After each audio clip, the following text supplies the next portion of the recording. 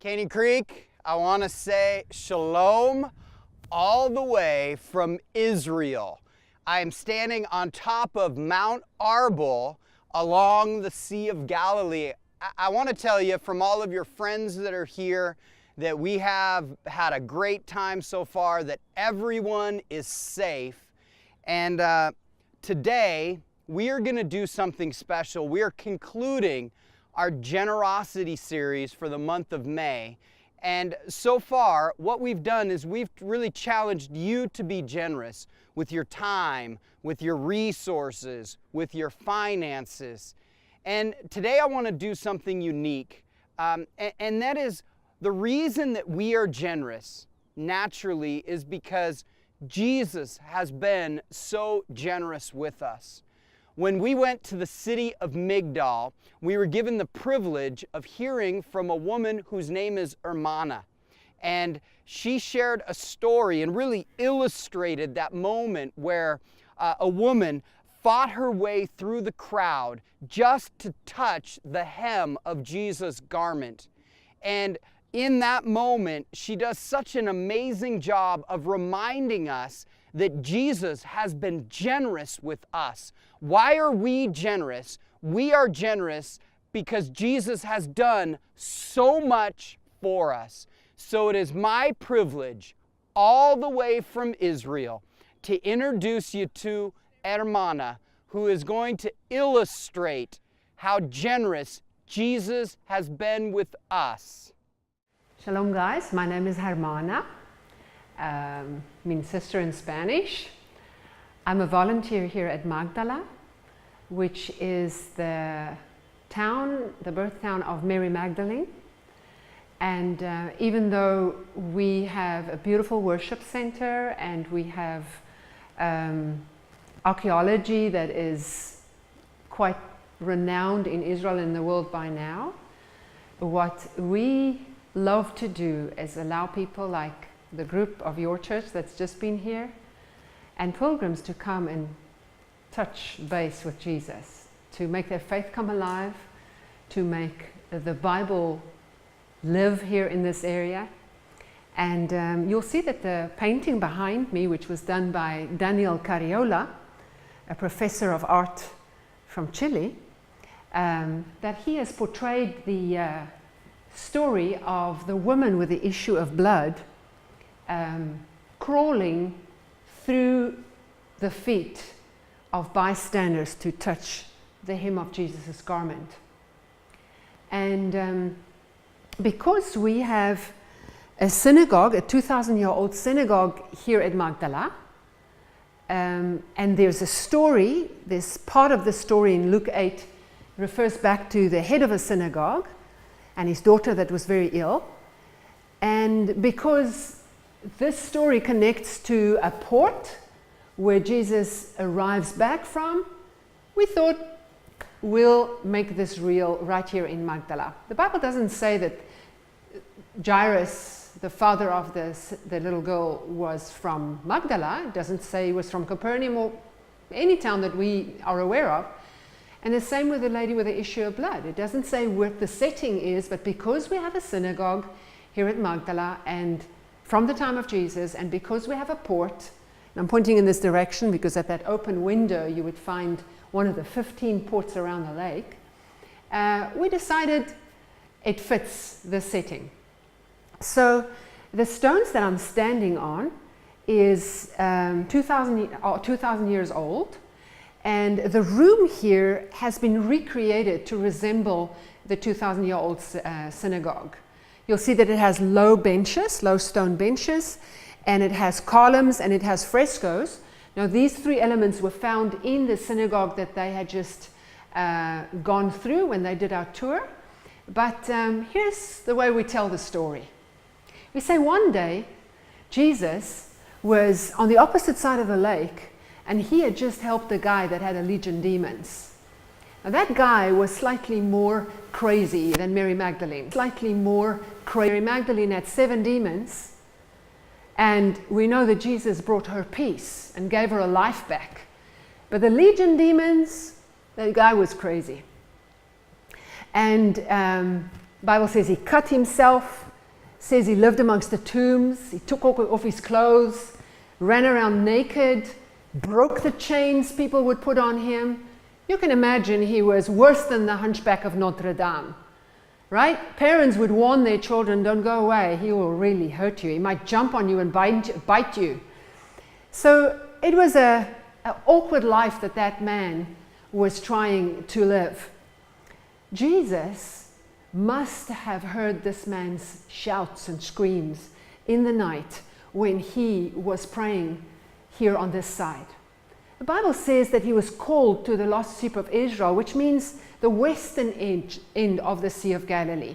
On the eastern end were Greeks, and on the northern part, Romans. So that would have been the Gentile part, and this guy was from the Gentile part. So he was very defiled and very infested with demons, and it must have been Jesus' desire to just help him. Sound travels quite far in the night, and we can imagine that Jesus said to his father, that guy that's screaming like that, can I please go over and help him? Be that as it may, the Bible doesn't say that, but on the day that Jesus helped that man to come to sanity and to be delivered from that condition, he is in the boat on his way back from the opposite side of the lake. And he is going to land in our port. That's what we decided. He's going to land in our port. And I said that possibly people are carrying their children and bringing them with the expectation that Jesus is going to meet them and heal them at the port.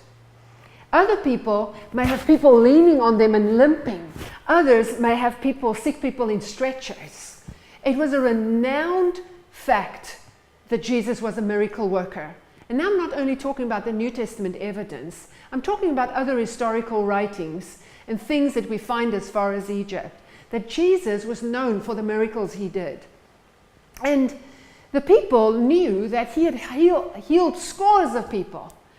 A person that outruns all the other who bring their sick people is Jairus, the father of a little girl.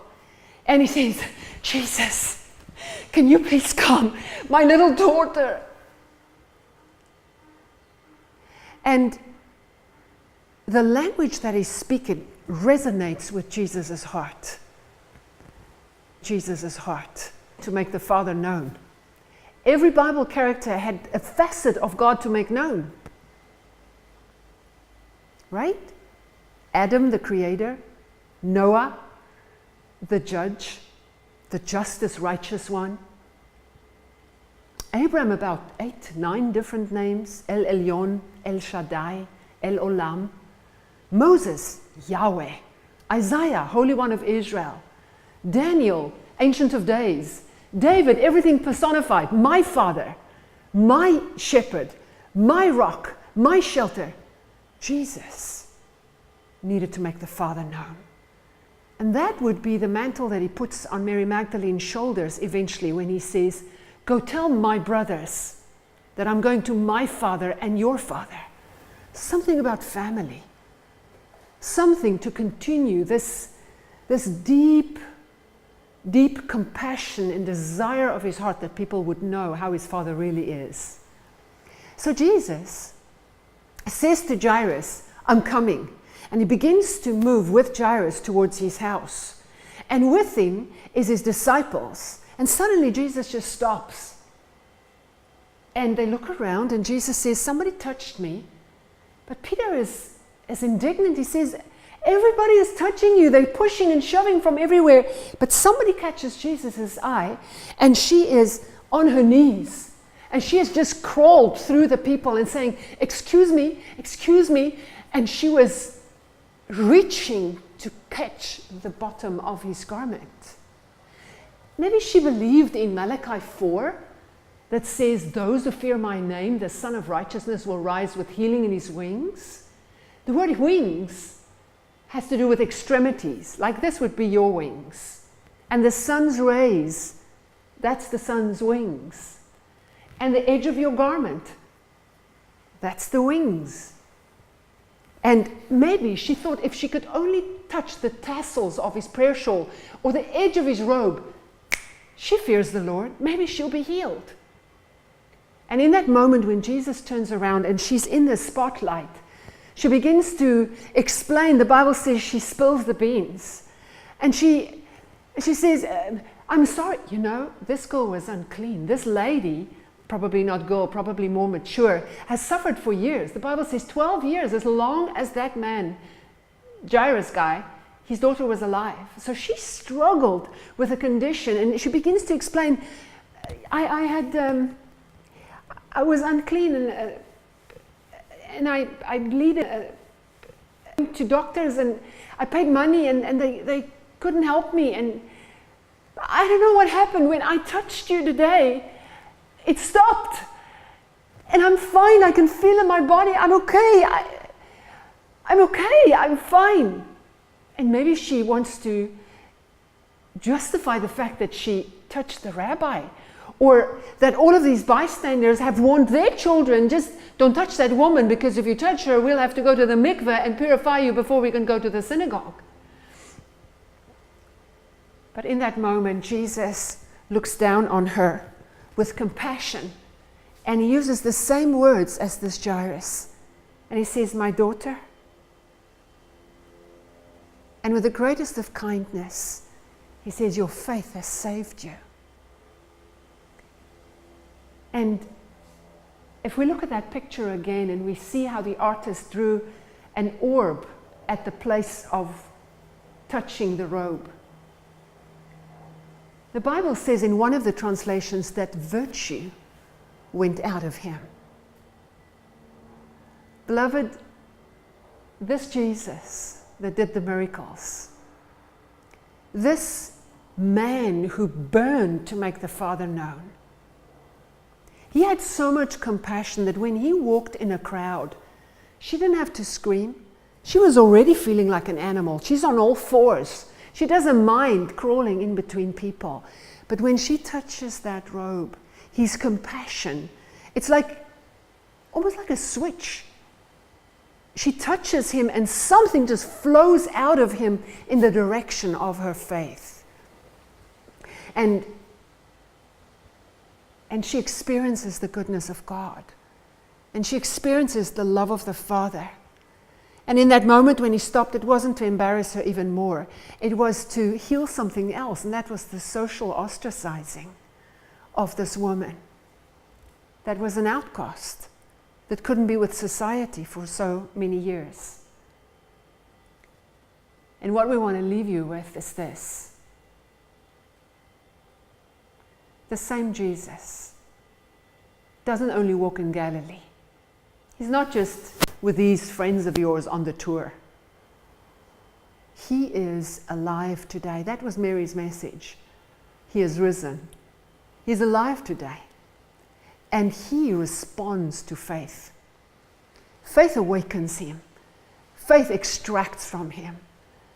And it doesn't matter if you have an urgent matter, like somebody in your family that needs Jesus to come now, or something that you've struggled with for 12 years, and you're just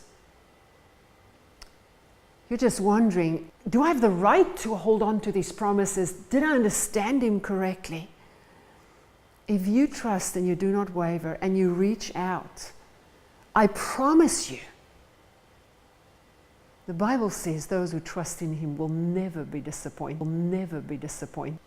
never disappointed. Jesus is a champion. He's amazing. He's strong. He's merciful.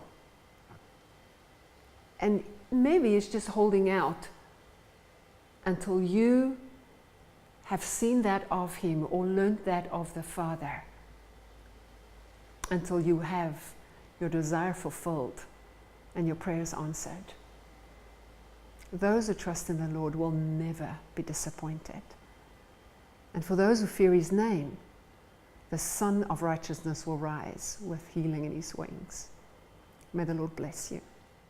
I'm standing in front of the Sea of Galilee where a group from our trip to Israel are about to be baptized. And Caney Creek, I want to tell you, I don't think there's a greater way to end this series on generosity than to remind you, as you know, we've all been challenging you to be generous with your resources, with your time, and with your life. But I think sometimes we forget how generous Jesus has been with us. And Hermana shared a story about that woman who crawled on the ground through that crowd simply so she could touch the garment of Jesus. And then an incredible miracle happened. And what you're going to see illustrated here in the next several moments is the end result of that miracle, that we are here because we have experienced the generosity of Jesus in our life. For some of us, he has saved our lives. For others, he's healed your body, he's provided for your family, he's provided you with a family. I think we shouldn't forget that what this is about isn't so much us trying to unlock the spirit of generosity in our life, but putting ourselves in a position where we experience the generosity of God in ours. And in just a moment, we're going to invite our campus pastors and the leaders of our different campuses forward, and they want to pray for you. And I want to challenge you, be like that woman who pushed her way through the crowd just so she could grab a hold of the hem of Jesus' garment. And that will give you an opportunity to experience the generosity of Jesus in your life. I know some of you, you need a physical touch in your body. You need a miracle in your marriage. You need something to change in your kids. But if you are here and you need to experience the generosity of God, I want you to ready your heart for that experience right now.